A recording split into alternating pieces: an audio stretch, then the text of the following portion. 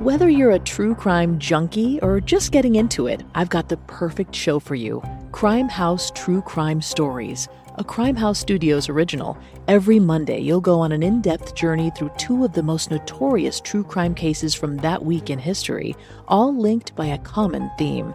From infamous serial killers and mysterious disappearances to unsolved murders, we're bringing you the defining events that shaped true crime, both past and present.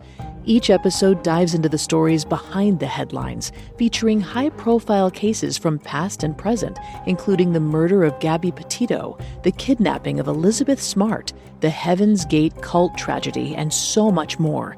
Follow Crime House True Crime Stories now, wherever you get your podcasts. And for ad-free listening and early access to episodes, subscribe to Crime House Plus on Apple Podcasts.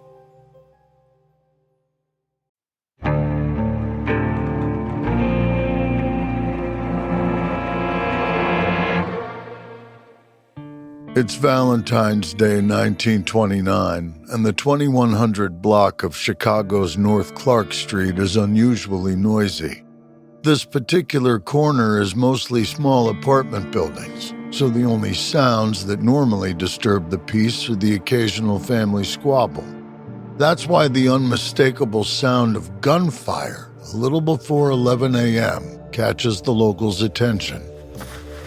Jeanette Landesman is in her living room, standing at the ironing board when the commotion startles her out of her routine. It sounds like the noises came from the garage next door. Forgetting her chores for the moment, Jeanette walks to the front window of her third-floor apartment and pulls aside the curtain. She peers down into the street where a police officer is climbing into a Cadillac. While Jeanette watches, the car swerves around onto the wrong side of the road, darts in front of a passing streetcar, and accelerates away. It's a risky move to avoid a fairly small amount of traffic, and one that seems out of character for a police car. Now, Jeanette's thoroughly invested in whatever's going on out there, so she decides to get a closer look. On the stairs, she stops her neighbor, Charles McAllister, and asks him to come investigate the garage next door with her.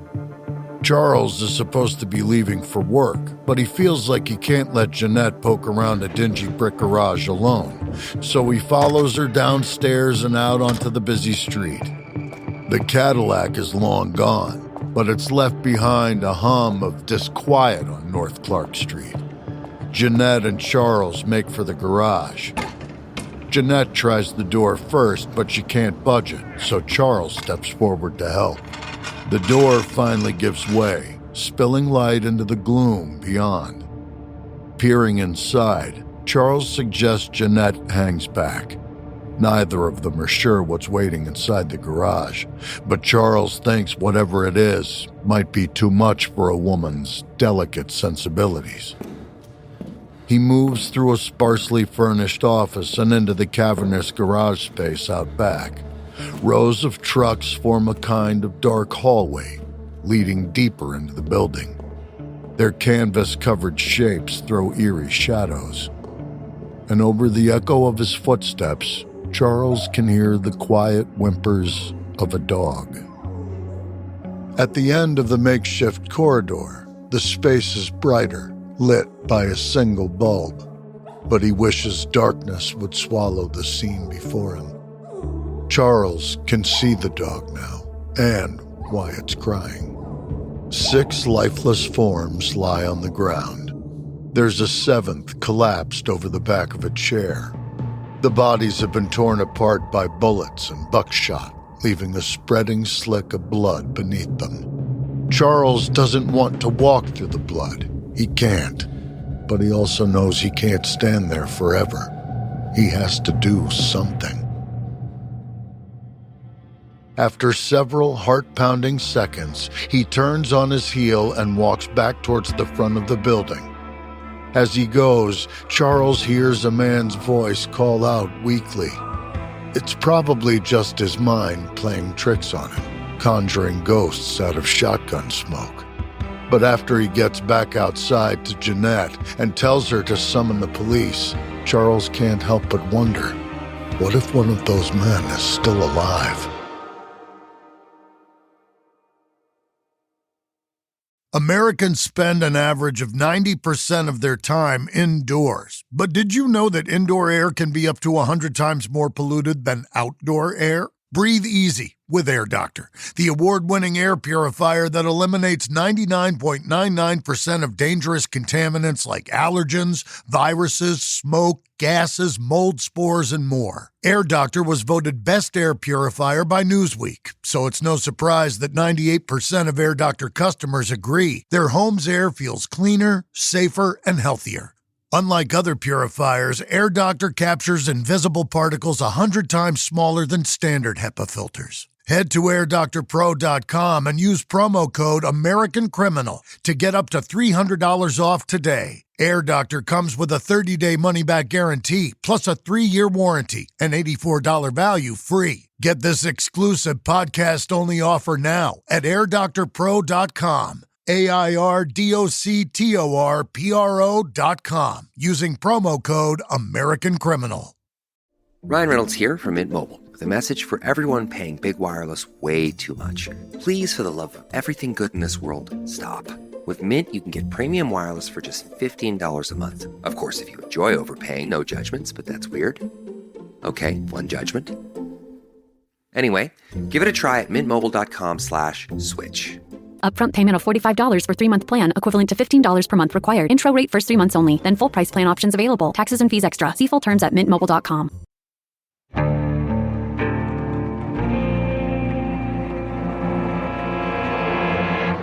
From Airship, I'm Jeremy Schwartz, and this is American Criminal.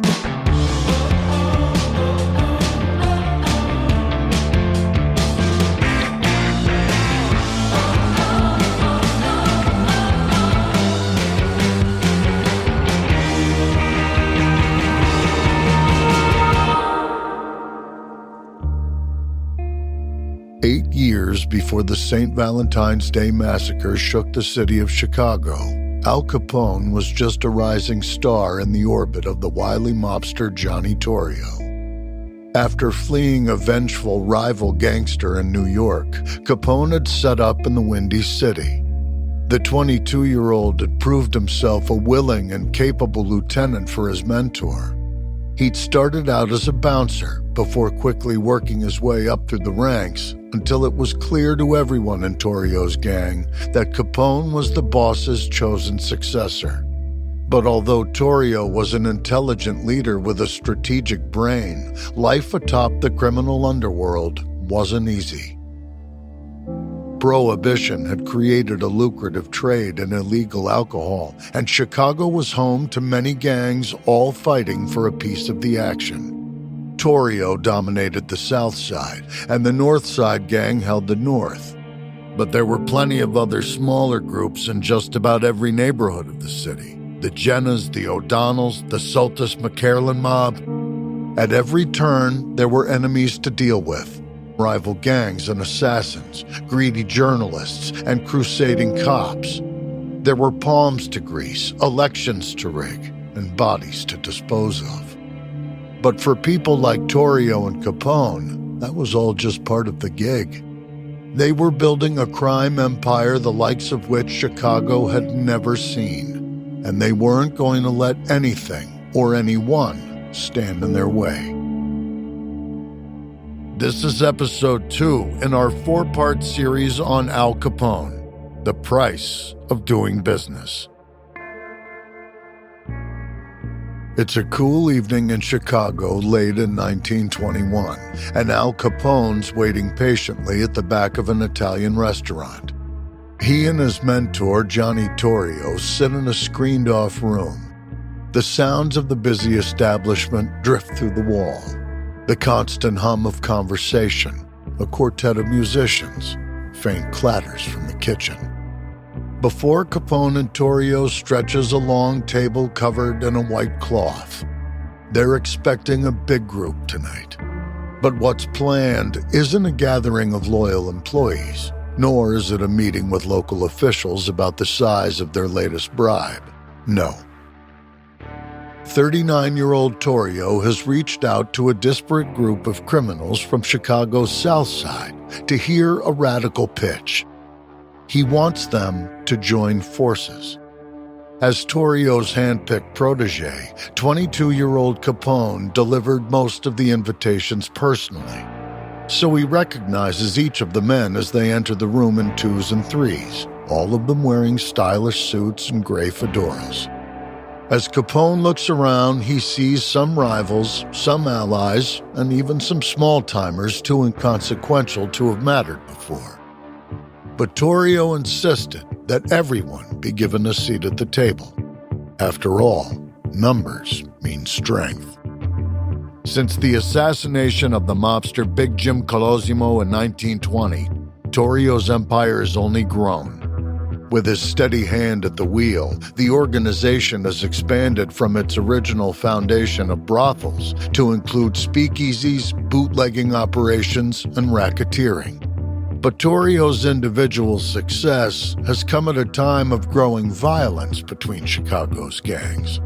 In Torrio's eyes, things have gotten out of hand, and it's giving everyone a bad name. Torrio's philosophy has always been that there's enough quote-unquote business for them all. And so, once each of the seats at the table is occupied, he makes his pitch. Torrio proposes a structure for the gangs that offers employment and protection for the smaller operations and cooperation and protected markets for the larger groups. Everyone who joins his new outfit has to agree to respect each other's territory and deal with any outsiders who try to muscle in on their collective turf.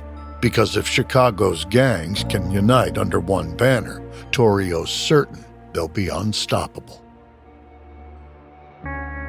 It's a fairly simple setup, and one that naturally positions Torrio at the top of the pyramid. But if any of the men in the back room have qualms about the hierarchy, they keep their mouths shut. Torrio has proven himself an astute leader, and they can see that in Capone, he's surrounding himself with able deputies. Joining this new operation will benefit everyone. By the end of the night, the outfit, as it will come to be known, has officially formed. Locals who watch the gangsters file out will wonder what's been going on in the back room, but never imagine they were just feet away from the birth of a new criminal empire. During Prohibition, bootlegging is a pay-to-play game. It relies on a complex system of kickbacks for the right people to ensure that everything runs smoothly. In the aftermath of the outfit's formation, Johnny Torrio has a lot more people to bribe. His vast new operation will need careful management. That's why it's a good thing Al Capone is right there by his side. Capone's position comes with a certain amount of cachet. The outfit now wields a lot of influence in the Windy City, and a now 23-year-old Capone enjoys the benefits, not all of them monetary in nature. On the morning of August 30th, 1922, Capone is squeezing every last bit of excitement out of a night on the town with his friends. He's high on life and drunk on hooch. Unfortunately for everyone else on Randolph Street, he's also behind the wheel of his car. It's not surprising when Capone loses control of the vehicle and slams into a parked taxi. With the fun over, Capone's friends jump out of the car and make a hasty getaway. They know trouble's coming, either from the cops or from Capone himself, and they're not keen to stick around and find out which is worse. True to form, Capone's temper gets the best of him. He pulls his revolver from its holster and storms over to the taxi he's just crashed into. The cab driver is in a bad way, but he can still make out the intimidating shape of the man beside the car. Capone stands around 6 feet tall, and all that height is packed with muscle. Capone's ordinarily pouty lips are transformed by his rage. Spittle flies from his mouth as he screams at the taxi driver, brandishing a special deputy sheriff's badge in one hand and pointing a pistol with the other. Where he got the badge is anyone's guess, but the gun is all the wounded taxi driver can focus on. Just then, a man jumps from a passing streetcar and rushes toward the taxi. He calls out to Capone, telling him to stop threatening the driver. The man saw the whole thing and tells Capone that the crash was his fault. Furious that anyone would try to interfere, Capone turns the gun on the interloper and starts screaming that he'll shoot him instead. There might have been bullets loose that day were it not for the police arriving on the scene at just the right time. They bundle the taxi driver into an ambulance and escort Capone down to the station. It's clear to everyone that he was in the wrong, so the cops lock him up and slap him with 3 charges: assault with an automobile, driving under the influence, and carrying a concealed weapon. Now, a little less drunk, but just as full of rage, Capone tells the arresting officer that the charges won't stick. He's connected, and any cop who crosses him is sure to lose his job. It's a bold claim, and one the officer has probably heard from other puffed-up criminals. But at least part of it comes true. Capone makes bail before the end of the day, and the charges against him are never heard in court. His record's expunged, and it's like the whole thing never even happened. Whether the cops who arrested him wind up keeping their jobs is unclear, but what is clear is that after less than 3 years in Chicago, Capone already enjoys real influence in the town. Invoking the name of Torrio's outfit is a powerful talisman. And as one of its senior members, Capone is virtually untouchable. That said, it isn't all smooth sailing. In early 1923, Chicago elects a new mayor. The outgoing office holder, Big Bill Thompson, was a good friend of the mobsters. He knew when to look the other way, but this new guy is different. Judge William Dever has campaigned as a reformer, vowing to enforce the law throughout the city. It's a promise he keeps, and within a month of his election, his newly appointed police chief has officers raiding illegal saloons and parlors across the city. The coordinated efforts are a shock to well-oiled bootlegging machines like Torrio and Capone's. Hundreds of arrests are made, and for a time, it looks like the capital of vice might actually dry up. Concerned about the future of his enterprise, Torrio approaches Police Chief Morgan Collins with a proposition. He offers Collins $1,000 a day if he'll cool it with the raids. Given that the average annual income at the time is a little over $3,000, it's a generous offer. And the raids don't even have to stop completely, Torrio says. But if things could be a little more like they were before, that'd be swell. Collins doesn't bite. Now the mobster is really feeling the pinch. With so many of his venues padlocked and his customers unwilling to risk arrest in a police raid, Torrio's business is under threat. So Torrio returns to Collins' office to make another proposal. $100,000 a month, just for looking the other way. Any man would be a fool to turn that down. But, fool or not, Collins won't budge. So in October 1923, faced with an increasingly hostile political climate on their turf, Torrio and Capone decide to shift their headquarters somewhere a little quieter. They move out of Chicago proper and into the suburbs, a quaint place called Cicero Township. Before Torrio and Capone show up, Cicero Township already has several beer gardens and saloons operating openly in flagrant disregard for prohibition laws. So it's clear that its citizens are in favor of a drink. The area is far less tolerant of gambling parlors and brothels, though, which make up a significant portion of the outfit's income in Chicago. That could be a problem, but Torrio is a seasoned pro. As in Chicago, he gets to work bringing the Cicero politicians on side and smooth-talking those neighbors who object to his various business ventures. On the rare occasion that money doesn't convince, Capone is sent in to change people's minds. He cuts a more intimidating figure than Torrio, and he got plenty of experience as an enforcer in New York. He's better dressed these days, though. Working for the outfit is lucrative and allows Capone to indulge in luxuries like a flashy car and tailored suits. He's also bought a house for his family and moved his mother and siblings from Brooklyn so they can all live under one roof. Though, to be fair, that last part isn't wholly altruistic, because Torrio has made Capone an offer, a 50-50 split on their organization.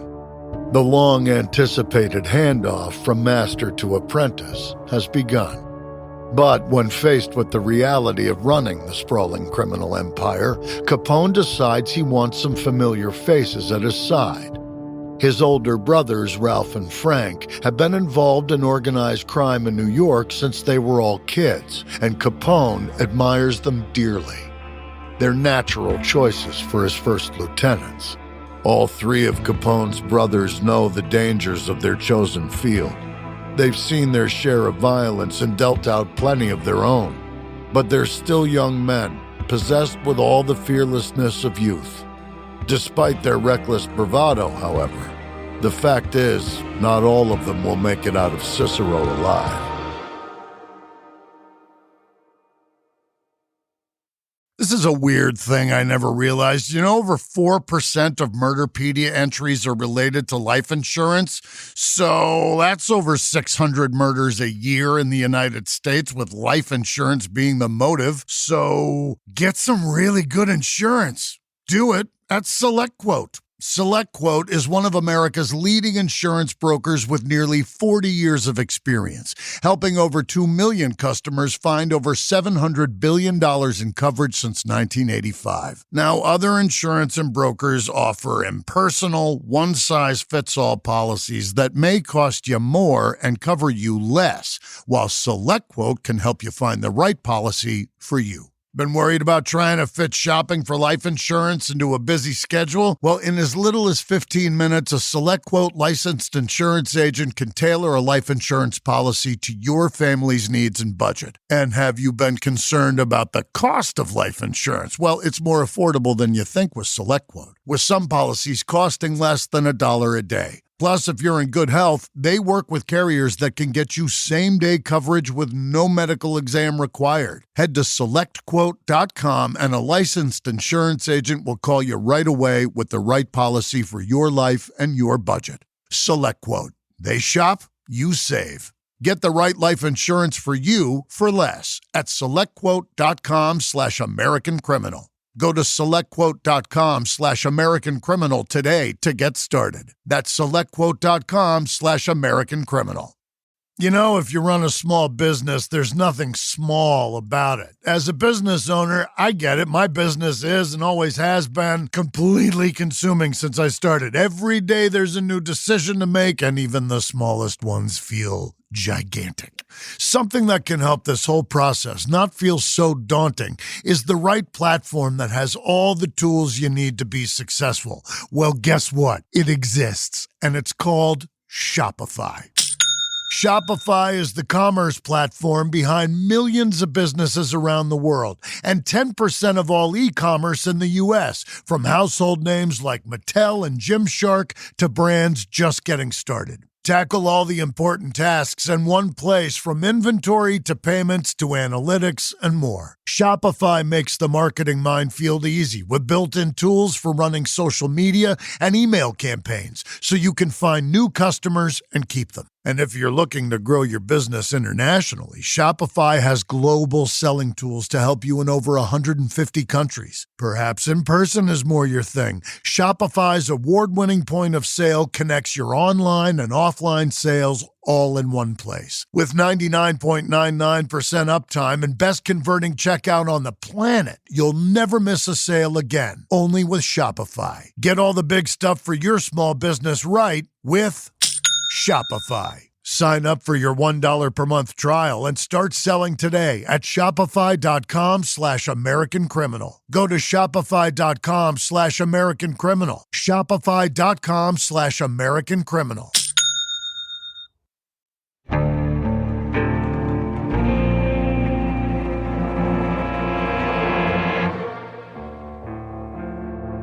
It's early 1924, and Robert St. John is in the print room of his newspaper, the Cicero Tribune. The 22-year-old watches as copies of the latest edition slide off the presses. He picks one up. The front page carries a story about the corruption that's recently infested Robert's hometown. It's not like Cicero has always been a beacon of virtue, but ever since the gangsters Johnny Torrio and Al Capone moved their operations from nearby Chicago, things have gotten worse. Torrio and Capone are now 50-50 partners in their business, and the two men have made Cicero's Hawthorne Hotel their new headquarters. The gangsters are anything but subtle. The hotel is a prime location in the heart of town, and there's no mistaking Capone and his lurid collection of suits. He's always favored eye-wateringly bright colors, lime green, lavender, and yellow. And he likes to accessorize his look with diamonds, tie bars, cufflinks, belt buckles. He even wears a dazzling pinky ring that catches the light wherever he goes. That sense of style and Capone's gregarious public persona seem to have endeared him to the locals in Cicero. But one man hasn't been won over.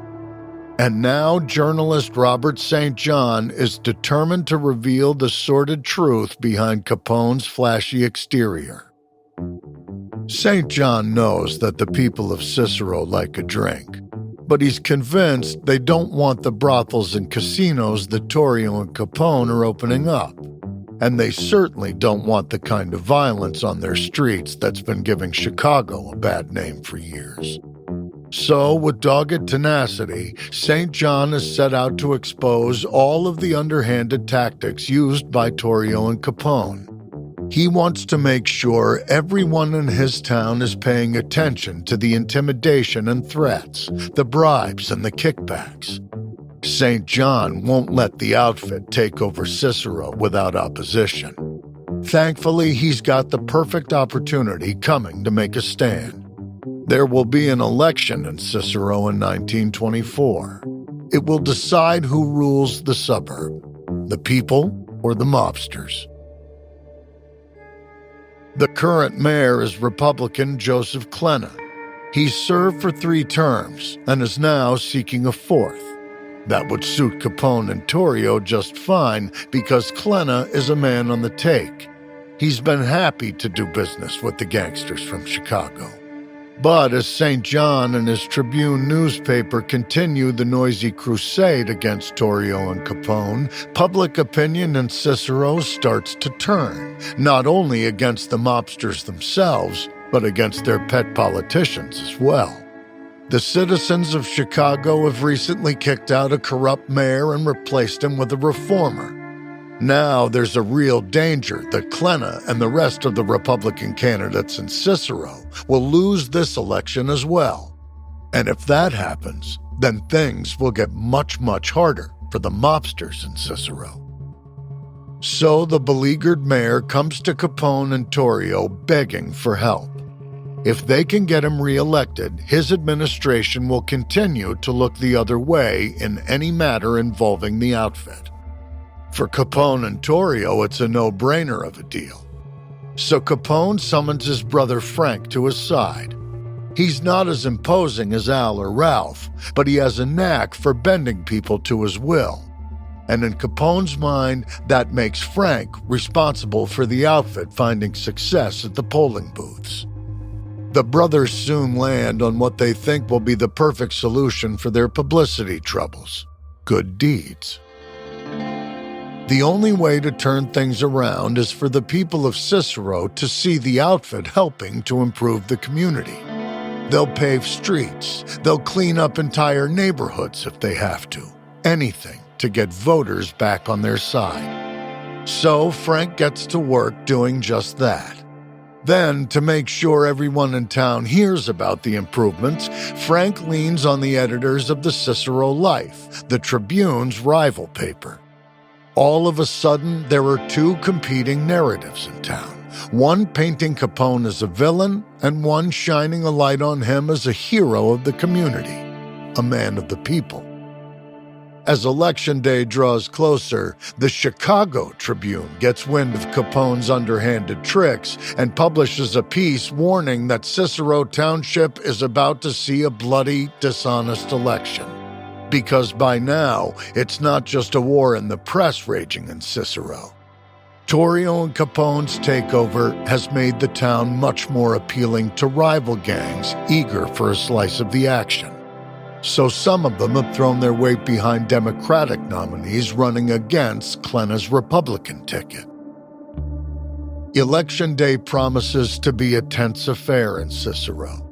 Although public opinion has swung back in his favor somewhat, Capone doesn't want to take any chances. So he sends his armed footmen to the polls. Cooperative citizens are encouraged to cast more than one vote. But stubbornly uncooperative voters, those intending to cast their ballots for the wrong candidates, well, they're chased away with violence. And that includes women. They've only been allowed to vote since 1920, but Capone's enforcers aren't the most enlightened of men. They don't like the idea of women voting, so most of them who show up to the polls are bullied into leaving, and those who don't are shoved aside and threatened with worse if they don't go quietly. Cars full of gunmen are soon roaming the streets, and everyone's on edge. Election officials are kidnapped, beaten, and pistol-whipped by rival henchmen. As the day wears on, news of this chaotic election reaches a Cook County judge in Chicago, who deputizes around 80 police officers to head to Cicero and try to restore order. But by that stage, it's just throwing fuel on the fire. Exactly what happens next isn't entirely clear, but at some point in the evening, Frank Capone is crossing a street when a line of 8 or 9 black sedans rolls towards him. As black sedans are the car of choice for most gangsters, as well as the cops, it wouldn't be surprising if Frank draws his pistol first.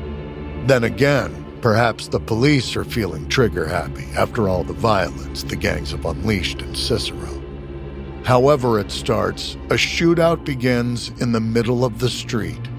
It ends with 28-year-old Frank Capone dead on the pavement, his body riddled with lead. He's not the only casualty of Election Day in Cicero. Several other mobsters are killed, and at least 2 innocent local citizens die in the violence that mars the ballot. But when the dust settles, it's Al Capone who stands victorious. Despite the efforts of crusading journalist Robert St. John, the Republican candidates have won. Cicero will remain a welcoming home for Capone and Torrio's outfit, and all it's cost Capone is the life of his beloved older brother. 3 days after the election, Frank Capone is laid to rest with an extravagant funeral. Capone and Torrio close all of their Cicero gambling dens and speakeasies for 2 hours. Some 150 cars make up the motorcade, and there are $20,000 worth of flowers surrounding Frank's silver-plated coffin. But Capone doesn't let his brother's death distract him for long. Because despite his victory in the Cicero election, it's the city of Chicago that seizes Capone's attention. By now, the crackdown introduced by the city's new mayor, Judge William Dever, has run out of steam. The Chicago authorities simply don't have the resources to break the mob's grip on the city, especially when so many cops and other officials are on the gangsters' payroll. So, Chicago is once again the unchallenged capital of crime in America, and its streets are increasingly contested territory. Torrio might have corralled most of Chicago's criminal organizations into one pen, but there are still some in the outfit who rebel against his leadership. Either they chafe at the length of leash he and Capone allow them, or they want to go back to the way things used to be. And then there are rivals like the North Side gang who oppose the outfit. They don't need an excuse to go after Capone and Torrio. So whatever the reason, more than one person wants Johnny Torrio dead. And on January 24th, 1925, they take their shot. It's about 9 months after the violent Cicero elections. 43-year-old Torrio and his wife are just getting home after a day out shopping in the city. When their driver pulls up outside their apartment, the couple, laden down with packages, clamber out of the car and head for the building. They're distracted, chatting with each other and thanking their driver, so they're not paying attention to the large sedan that's careening down the street towards them. The car comes to a screeching halt, and out jump a pair of men, Jaime Wise and Bugs Moran. The two thugs are both senior members of the North Side gang that openly challenges Torrio's outfit, and today they're out for blood. Brandishing their guns, they fire first at Torrio's driver, then turn their attention to Torrio himself. They shoot Chicago's most influential mobster several times in the upper torso.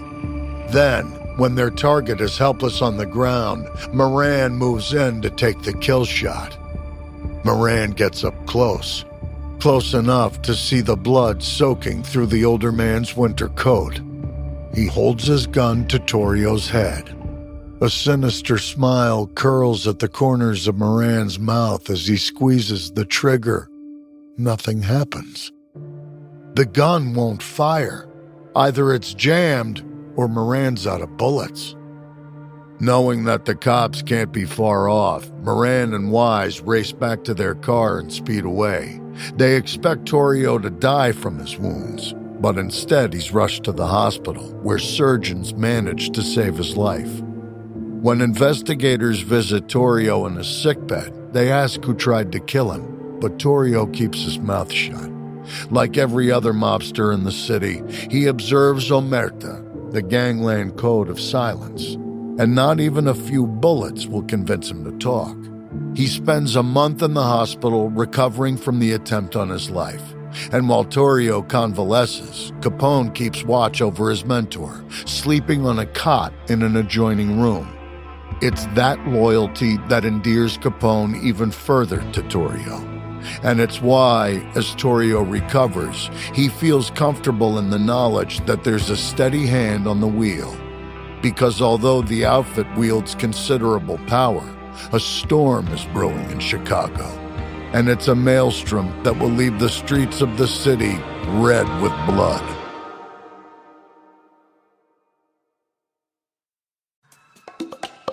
That moment when you realize your skincare is actually working. That's Rodan & Fields, the #1 female dermatologist-founded skincare brand in the U.S. Designed by 2 dermatologists who don't just know women's skin, they know how to formulate for it. Rodan & Fields, love what you see. Tap the banner or visit rodanandfields.com/Spotify to get your exclusive welcome offer. Parents of tweens, if you're familiar with far-off drop-offs... Dad, stop, right here. Or get DMs about what's for dinner, you may be experiencing tween milestones. For your son or daughter, these can start at age 9. HPV vaccination, a type of cancer prevention against certain HPV-related cancers, can start then too. For most, HPV clears on its own. But for those who don't clear the virus, it can cause certain cancers later in life. Embrace this phase. Help protect them in the next. Ask their doctor today about HPV vaccination. Brought to you by Merck.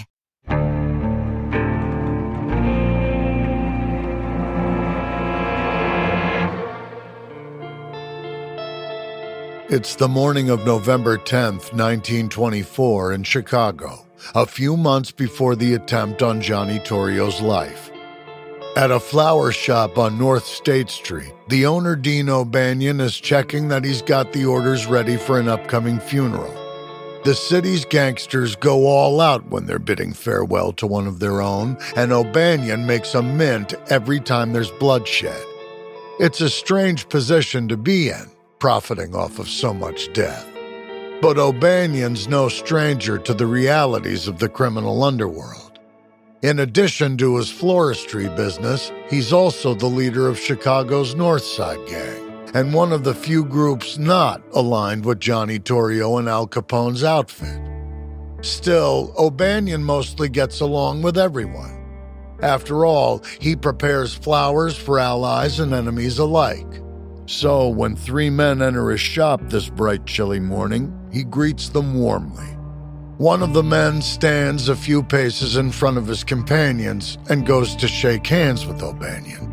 The customer has an unmistakable New York accent, which isn't all that unusual. There are plenty of transplants in Chicago.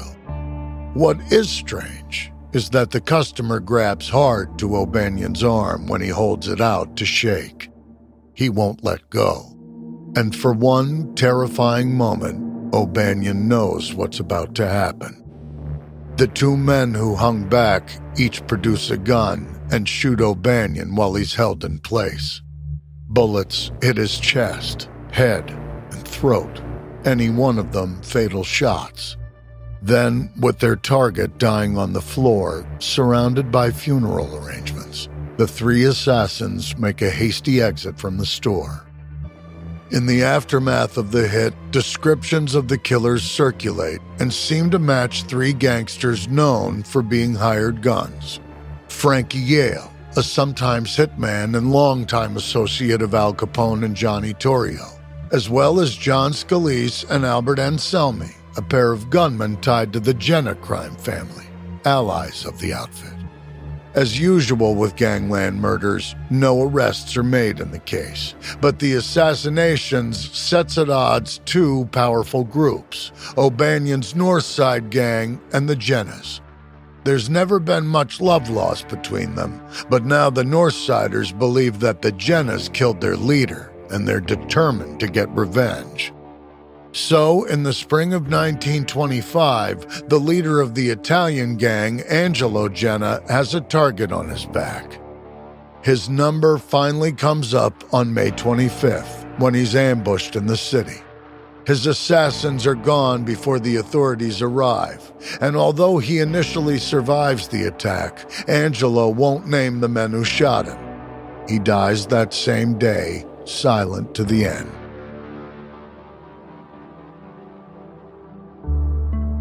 The leader of the North Side Gang is dead. Now the leader of the Jenna family is dead. But Angelo's murder doesn't end the beef between Chicago's mobsters. It's out-and-out war. Over the next few weeks, running battles scar the streets of Chicago. There are drive-bys, assassinations, and deadly shootouts with the cops. In just over a month, two more Jenna brothers are dead. Their gang's power is all but broken. The surviving family members flee the city, and the Northsiders seize their territory. Some Jenna loyalists remain in Chicago, though. The one thing they manage to hold on to is control of the Unione Siciliana, also known as the Italo-American National Union. The Unione is part of a larger nationwide organization that yields a lot of power in the local community. Before his murder, Angelo Jenna had been president, and now one of his surviving lieutenants, Salvatore Samuzzamatuna, declares himself the new president.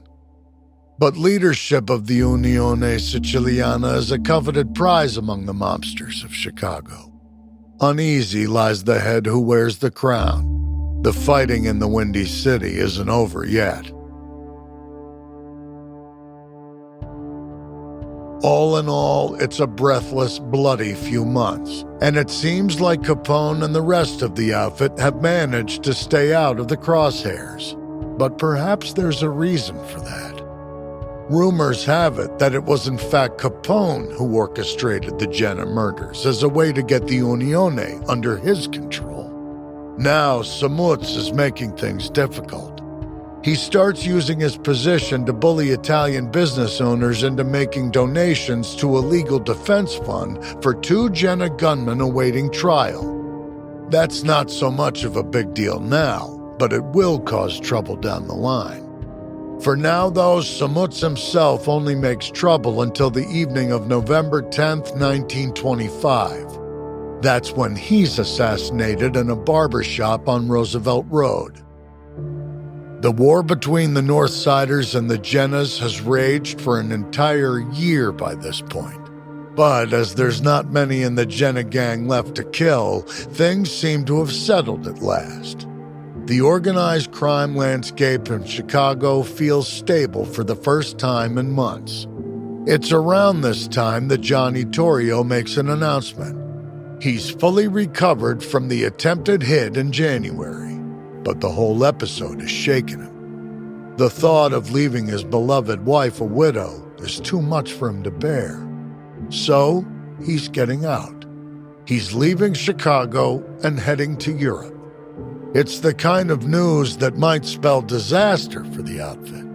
Some estimates put their gross annual income at this point near the $70 million mark, which would be close to $1.2 billion today.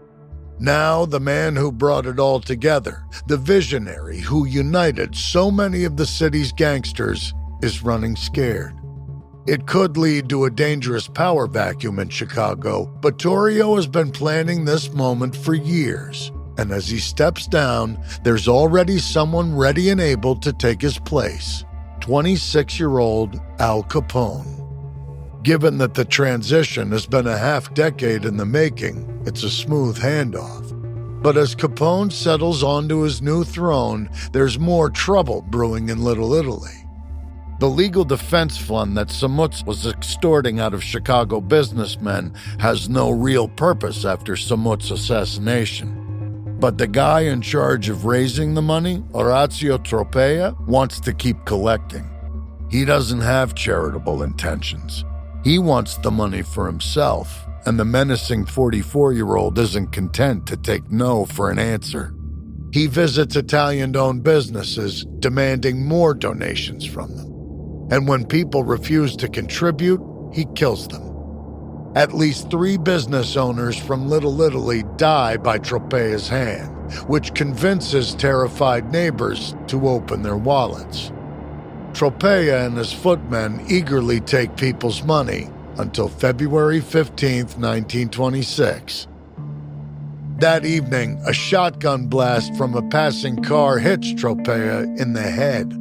The following weekend, one of his men catches a bullet in his forehead. Days later, another of the collectors turns up dead. It's a chaotic start to the year in a city that's already got a reputation as a haven for organized crime. And with the violence poised to spiral out of control, people start to wonder if Al Capone is really up to the job of keeping Chicago's mobsters in line. Johnny Torrio pulled off an incredible trick when he united so many competing gangs under one umbrella. But with him out of the picture, there's blood in the water, and the sharks are circling. Everyone in the city is watching to see if Capone will hold on to the throne that was built for him, or if he'll crumble at the first test of his leadership. From Airship, this is episode 2 in our series about Al Capone. On the next episode, Al Capone comes out swinging. But after surviving a dramatic assassination attempt and orchestrating the murder of one of his closest allies, it's his attempt to eliminate the competition that sets in motion his ultimate downfall.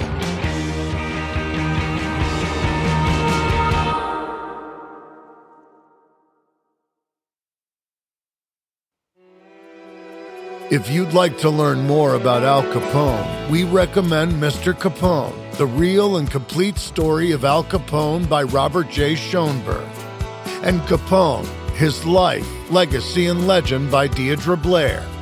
This episode may contain reenactments or dramatized details, and while in some cases we can't know exactly what happened, all our dramatizations are based on historical research. American Criminal is hosted, edited, and produced by me, Jeremy Schwartz. Audio editing by Mohammed Shazid. Sound design by Matthew Filler. Music by Thrung. This episode is written and researched by Joel Callan. Managing producer Emily Burke. Executive producers are Joel Callan, William Simpson, and Lindsey Graham for Airship.